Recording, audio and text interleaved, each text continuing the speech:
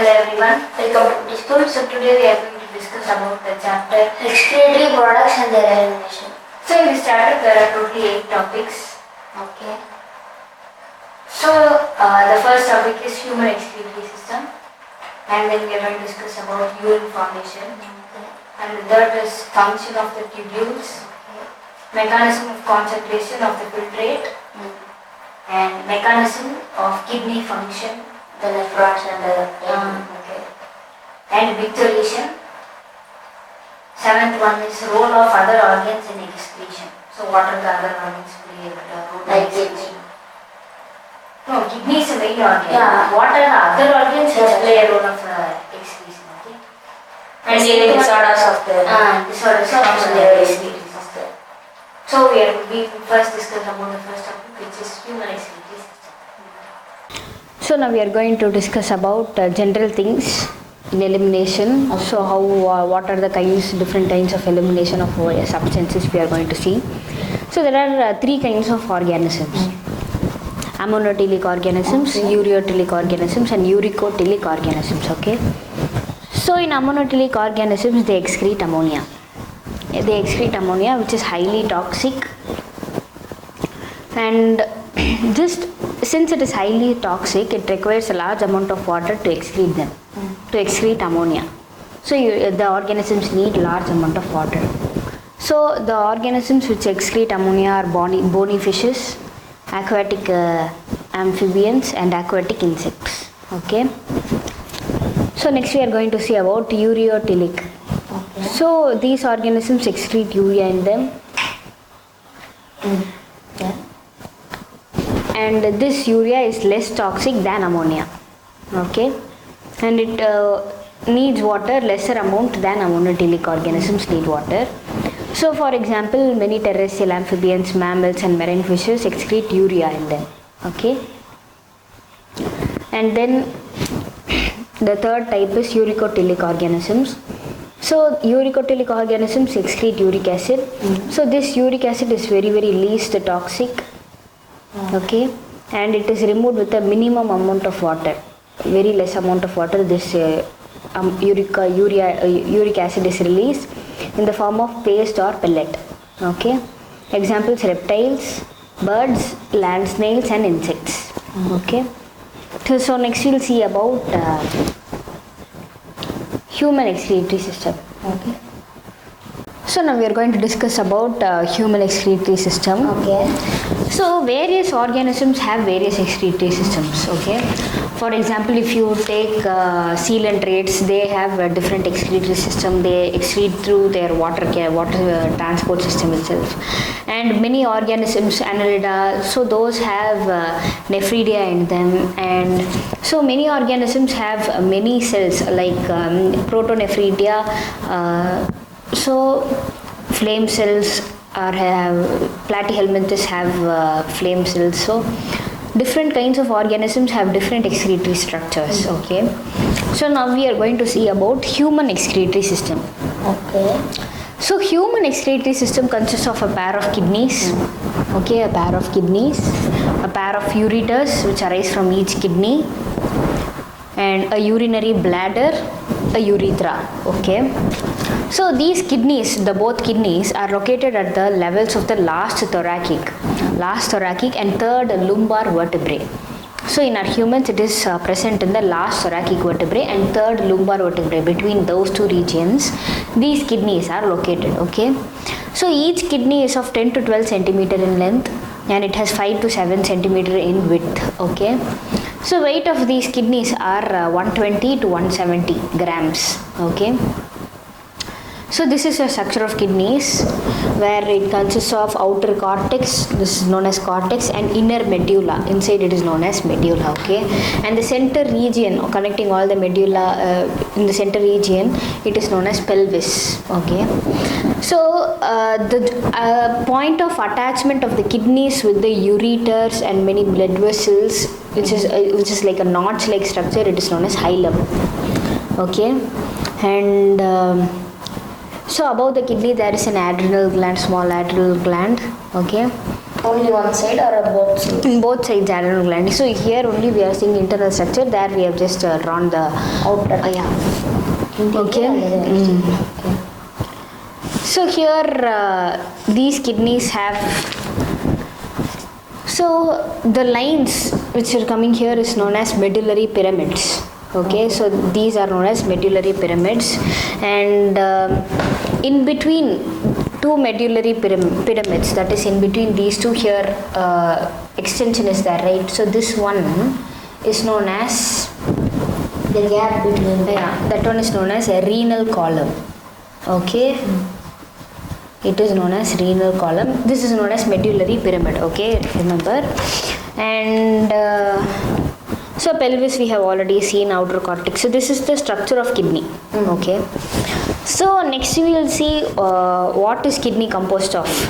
Nephrons and then structure of nephrons. So, nephrons. And yeah.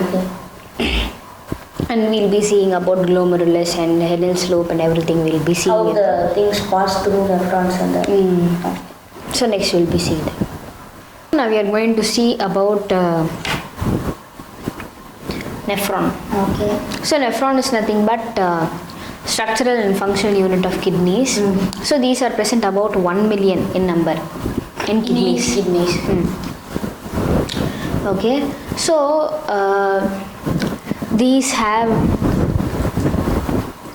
This is known as glomerulus. Okay. This total structure is nephron. Okay. This total structure is nephron. So this one is known as glomerulus. Capsule. Glomerulus. Glomerulus, only glomerulus.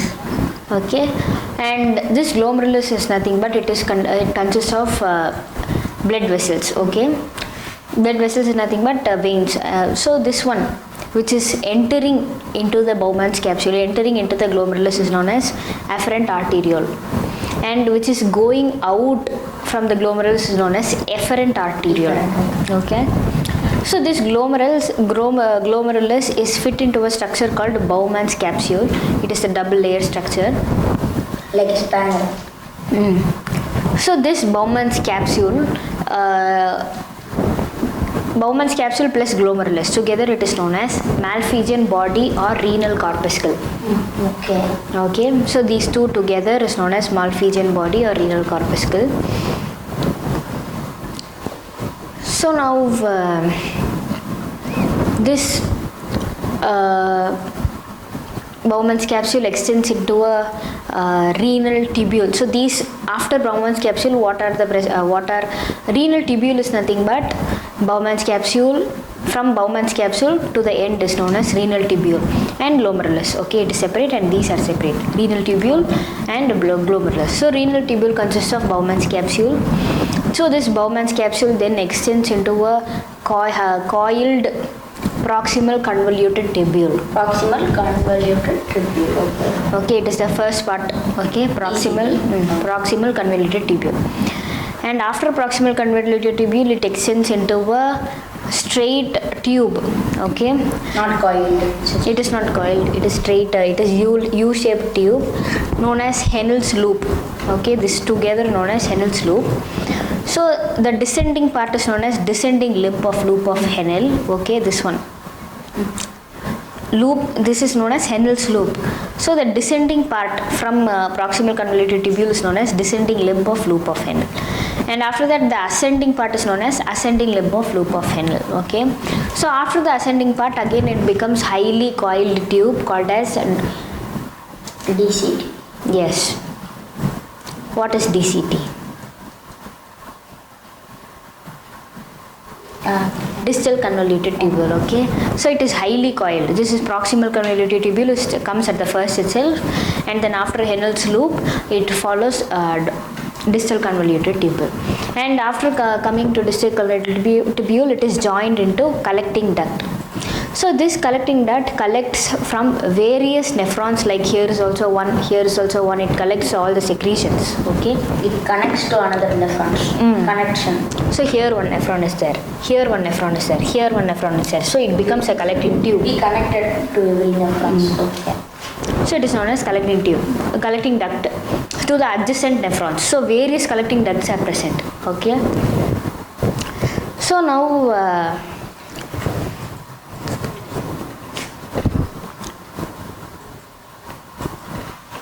So we have already seen the structure of kidney. Okay. So where is cortex and where is medulla? Cortex. Outer cortex, inner medulla. Do you remember the structure of kidney? Yeah. This is the outer cortex and inner medulla.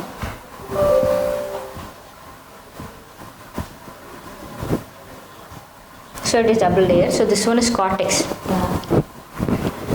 So these are known as medullary pyramids and medulla. It is present in medulla. Okay.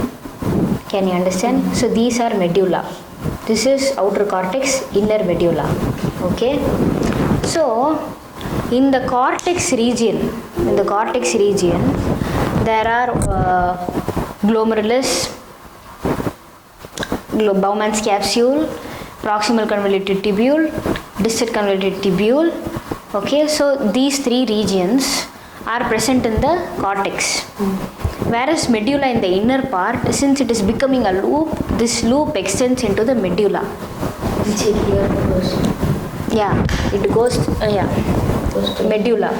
Okay, so this one is known as medulla and this one is known as cortex. So this loop, it loops here, going into the medulla and comes out. Okay. So now collecting duct extends from cortex to medulla and to the inner wards into the pelvis. This center part is known as pelvis, so it releases its secretion to the pelvis. Okay. So can you understand? So what are the regions present in cortex? This is cortex. The PCT, DCT and Bowman's capsule are present in the cortex. Cortex is extends into the medulla and come out. Okay, are you clear now? So now glomerulus plus Bowman's capsule is Malphizian body or renal corpuscle we have already seen. So in majority of nephrons, okay, majority of in many number of so in a kidney, majority of nephrons, that is most of the nephrons, it will have Henel's loop. This loop will be too short. Okay. This will be too short. Okay. So it extends very little into the medulla. Okay. So therefore it is present only in the cortex. It is known as cortical nephrons. Cortical. So most of the nephrons in our kidney are cortical nephrons. Okay. But some are very long. Okay. Very long and run deep into the medulla. So those are known as juxtamedullary nephrons. Okay. Juxtamedullary nephrons. So now this glomerulus, this efferent arteriole is coming out from the glomerulus. So this efferent arteriole, so this is connected with many blood vessels and veins and everything. So this efferent arteriole, which is going into the which is coming to the Bowman's capsule and forms glomerulus, and it comes out through efferent arteriole. So this again it divides into many capillaries. Okay, some filters are there in the Bowman's capsule. Yeah, so this is known as this, here only blood will be coming. So and that here it will leave the blood vessels and catch this the wanted things around to catch the Bowman's capsule. yeah, this membranes, these three membranes that we'll be discussing later. Okay, so this efferent arteriole, we are just studying what is the structure, what are the cortical nephrons, we are just studying The that. efferent arteriole takes out the blood vessels again to the blood. No, wait, the efferent arteriole, yeah, the purified blood goes into the efferent arteriole. Okay, so we will be discussing them later. First we are discussing the structure of kidney. Okay, Then we'll discuss how it's going through the that we will be discussing. So this efferent arteriole which comes out through this glomerulus, it makes a many divisions known as capillaries. Okay, it is known as peritubular capillaries. So these peritubular capillaries, they arrange themselves into they are coiled themselves within these nephrons. Okay, by catching them like. Okay. So and some peritubular capillaries, they are parallel to the Henel's loop. Okay, like this one, parallel to the Henel's loop. Only some or everything? No, only one part of this. Okay, not everything. Every nephron or only some nephrons? Will be like Wait, I'll say later. So, in some nephrons, okay, in some nephrons, not in all, in cortical nephrons, in many cortical nephrons, it is absent. So, in some nephrons, this efferent arteriole, it forms a parallel structure with this Henel's loop, okay. So, this parallel structure which is found with respect to Henel's loop is known as vasa recta. okay. Okay, so this vasa recta is not found in many cortical nephrons where only small extension of Henel's loop is found. In cortical nephrons, this Henel's loop is small, right? Yeah. This Henel's loop is small. So therefore, vasa recta will not be present in some cortical nephrons. Only in some nephrons, this vasa recta will be present. The longer Henel's loop. So this is about structure of nephrons, kidneys and everything. So next we will be seeing about urine formation. How is urine formed, okay?